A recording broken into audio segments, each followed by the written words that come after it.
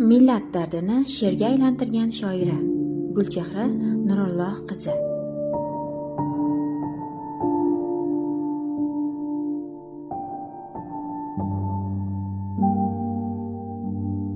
Gulchehra Nurullayeva 1938-yil 29-iyunda Toshkent viloyatining Choshtepa qishlog'ida oddiy xizmatchi oilasida tug'ilgan. 1946 va 56-yillarda o'rta maktabni oltin medal bilan tugatgan. 1956 va 61-yillarda O'rta Osiyo davlat universiteti, hozirgi O'zbekiston Milliy universitetining jurnalistika bo'limida, 1967 va 69-yillarda esa Moskvadagi oliy adabiyot kursida o'qigan. Shoira faoliyatini 1961-yil O'zbekiston xotin-qizlari, hozirgi Saodat jurnalida boshlagan. 1967-yilda esa Yozuvchilar uyushmasining a'zoligiga qabul qilingan. 2005-yilda o'z xohishi bilan ushbu uyushmadan chiqqan, ammo 2018-yil oktyabr oyida yana qayta a'zo bo'lgan. Shoiradan bizga ko'ngil daftari, quyosh tabassumi, orzularim qoqadi qanot, ikkinchi bahor, tashnaman, lirika, bag'ishlov, paxta hidi, nurli nuqtalar, muhabbatning surati kabi go'zal she'riy to'plamlar qolgan. Gulchehra Nurullayeva 1988-yili tuzilgan Birlik xalq harakati faoli edi.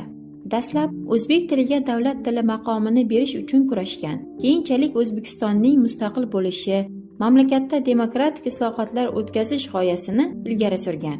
Shoiraning aynan shu harakati doirasidagi faolligi o'ziga nisbatan bosim va tazyiqlarning kuchayishiga sabab bo'lgan.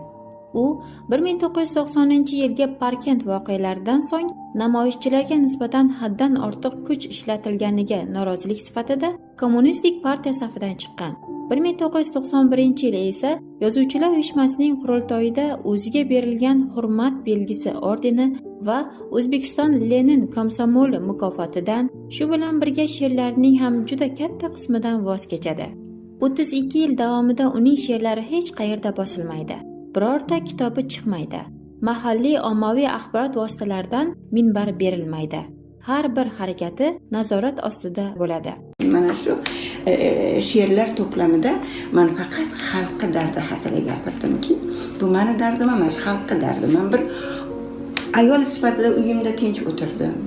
Bolalarim bag'rimda, yurtimdaman. Lekin xalq ahvoli qanday? Mana shu katta bir savol bo'ldi men uchun va shu savolga javoblar axtarib mana shu kitobni tayyorladim. Endi umid qilamanki, meni qo'lyozmam holida qolib ketmasa kerak, vaqti kelib nashr etilsa kerak deb o'ylayman. Qisqasi meni qalbim mana shu yerda. 2016-yilga kelibgina unga nisbatan taqiq to'xtaydi. 2019-yil 9-may kuni mehnat faxriysi 1-darajali ko'krak nishoni bilan taqdirlanadi. Shoira o'z ijodi haqida shunday deydi: Oxirgi marta bosilgan she'riy kitobim Muhabbatning surati bo'lib, u 1988-yilda chop etilgandi. Shundan beri 32 yil o'tibdi. Shu fursat mobaynida yozilgan she'rlarimni endilikda to'plam holiga keltirib, uni martabasi baland quyoshning deb nomladim. Martabasi baland quyoshning deb nomlaganimning boisi shuki, har bir kimsa borliqqa quyoshdek fidokor, mehribon, nurafshon va ezgulik manbai bo'lishi kerak degan fikrdaman. Gulchehra Nurullayeva 2021-yil 15-yanvar kuni Toshkent shahrida 83 yoshida vafot etadi. Gulchehra Nurullayeva she'riyat osmonida porlagan yorqin yulduz, millat dardini qalbiga joylagan va uni so'zning sehrli qudrati bilan ifodalagan shoira edi. U o'z asarlari bilan qalblarga muhabbat, vatanparvarlik va insoniylik tuyg'ularini singdirdi.